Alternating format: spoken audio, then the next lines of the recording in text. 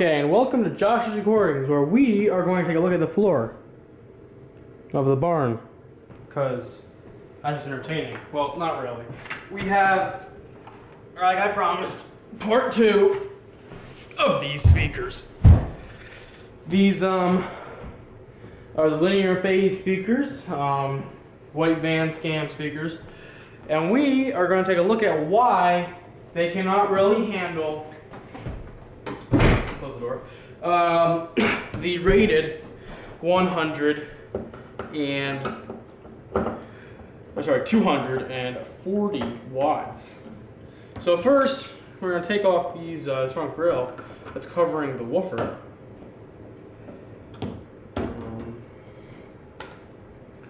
And we'll take a look at these woofers. These speakers were made in the early 2000s. Claims made in USA. We'll also find out how legit that is. We'll find out, see if the speakers have any markings on the back whatsoever. Pull that off. And we find out that that's not a 20 speaker in place. You can see now, speaker has decent excursion, but push it down at a certain point, it rubs. If you push on this side, it doesn't rub as much, but it still does. So that's kind of interesting. And this cone is actually kind of heavy too, which is not good for speakers. It's made out of like a transparent plastic material.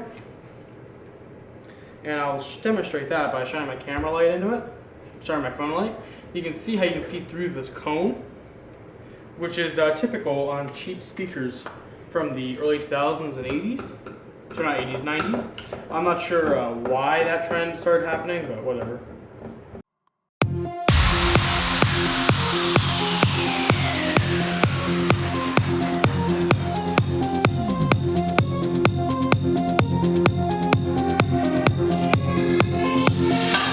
Right up.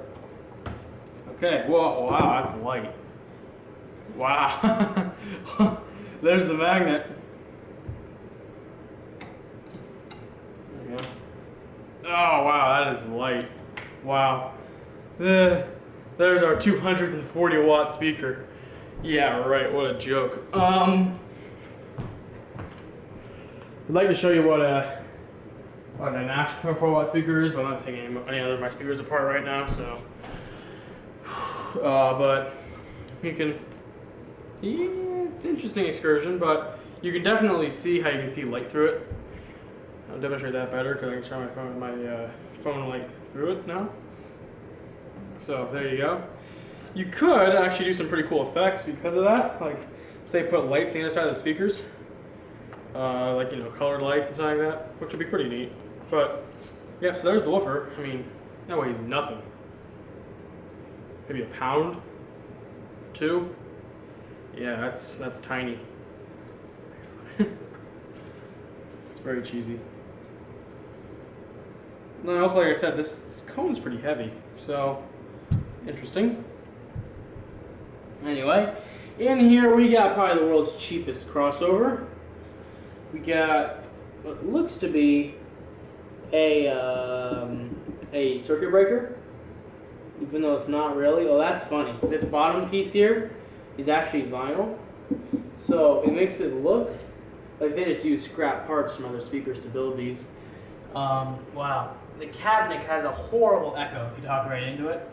Yeah, very horrible echo. Baseboard. Let's see if we can push it out. There we go. Yeah, tell me that has tuning. That has no tuning whatsoever. Just a cheap port that someone glued in there. Anyway, that's the woofer. So let's take a look at the a mid-range driver here.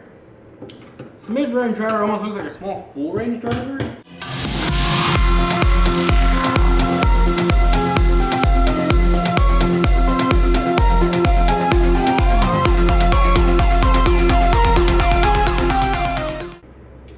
There it is. It appears, it is. This thing has got to be blown.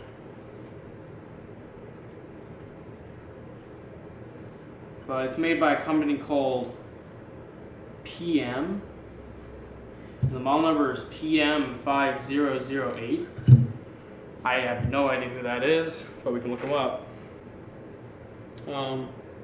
Nothing on them, really. Let's see, images. Yeah, not even a picture. Alright, well that's the mid-range. It has no crossover, so that would explain why it's blown. But you can see there, just like a boombox speaker. Little full range. The dimples in the surround, of course, because why not? You can see how easily I push that down. That's because right there you have a leak. It's not truly sealed. Alright. Well.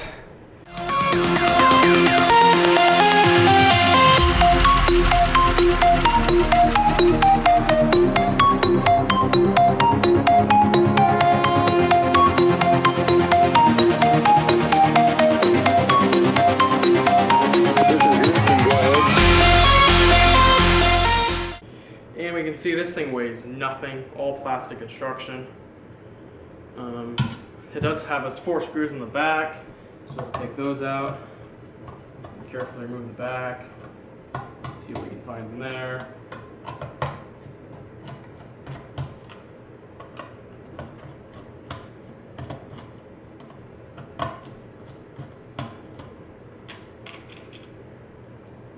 Oh. It's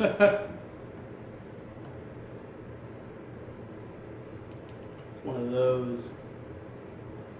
That is your horn tweeter. Just has a ceramic type disc on the back that acts as your speaker. Those are horrible, horrible design. The design acts for a little bit of dust to get in there. So yeah, I used to be a similar type of speaker, horn tweeter on a pair of Natty speakers I once had. Similar crap. So basically the point is this paper cone that looks like it's from a really tiny mid-range driver gets put against here and gets amplified by this design where it shoots through the other side. What should be on here is an actual speaker, but I mean I've seen alarms with better speaker drivers than this. Forgive me if this goes on, just like that. And there you can see that is how the mid-range driver works. Total piece of crap. But it works. It's just a piece of crap. Still affordable.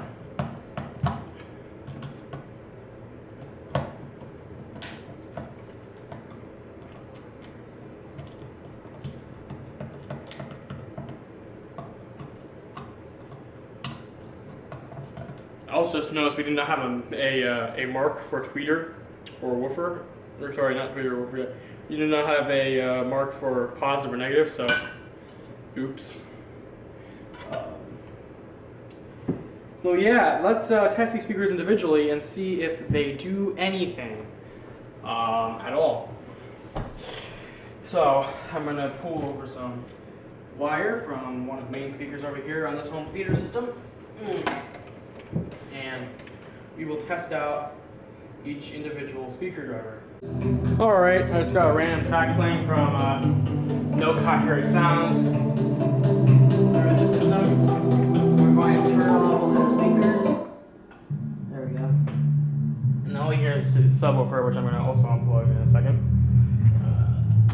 There we go. Now, I have this connected right here, so we can test out all the other speakers. So here's the woofer, and we're just gonna try plugging this thing in. You see, it's sort of like a freehand woofer. It sort of bounces around pretty well. Just doesn't sound too bad.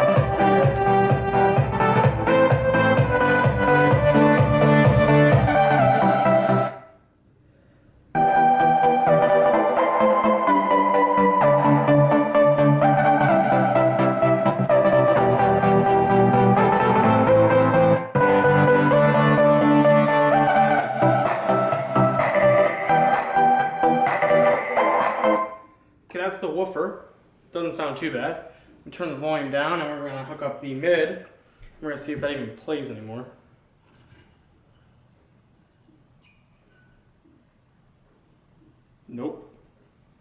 No sound from the mid. That's what I thought. Let's hook up the tweeter.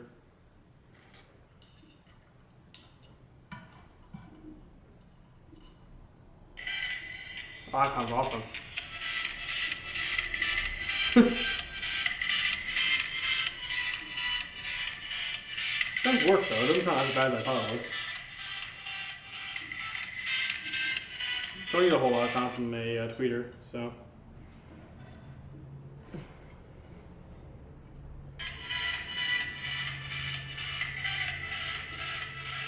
So yeah, tweeter works. So now, let's see how loud a single speaker can go. I have the other one that's pretty complete up here. Let me grab that. These things are so light, by the way. Whoops. So there's the other one. Let's see how loud on the dB meter we can get a single one of these speakers. Off 121 amp, which is fine for these speakers. I mean, they can handle a whole lot more than that.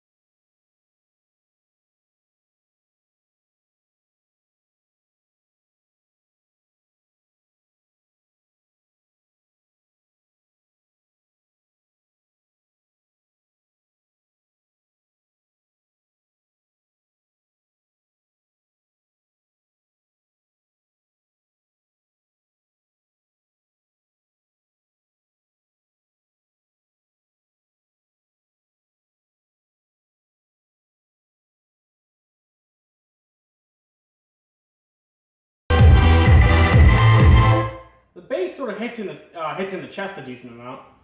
Let's see. What else did I once play in here? It's really good. We can play the advertised song, I guess. See what it sounds like.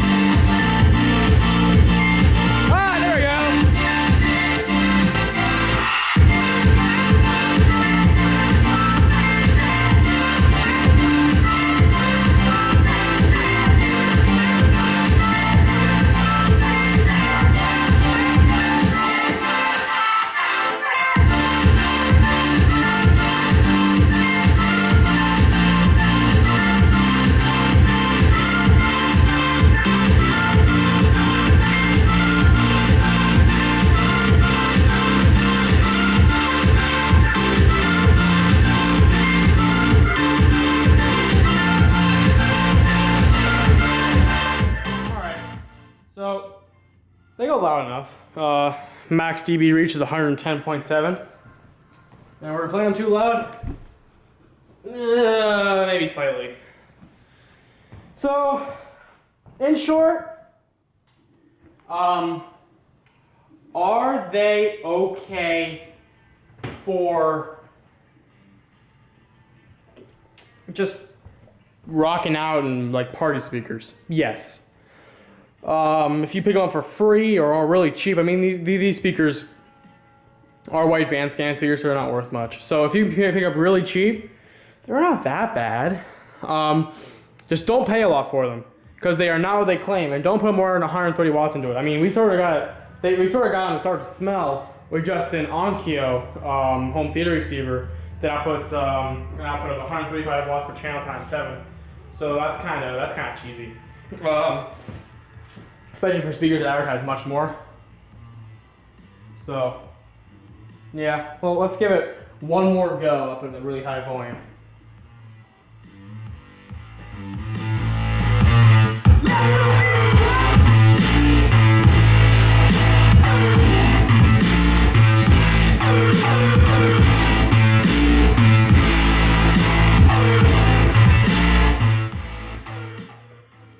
So that is not that bad. I mean, we reached 111 dB. For scam speakers, I mean, you can pick these things up for probably about 20 bucks if you, I got these for free. So yeah, I mean, if you're doing like, I don't know, set up for like a party with them or just going to play some music outdoors, something like that. The sound from these really travel.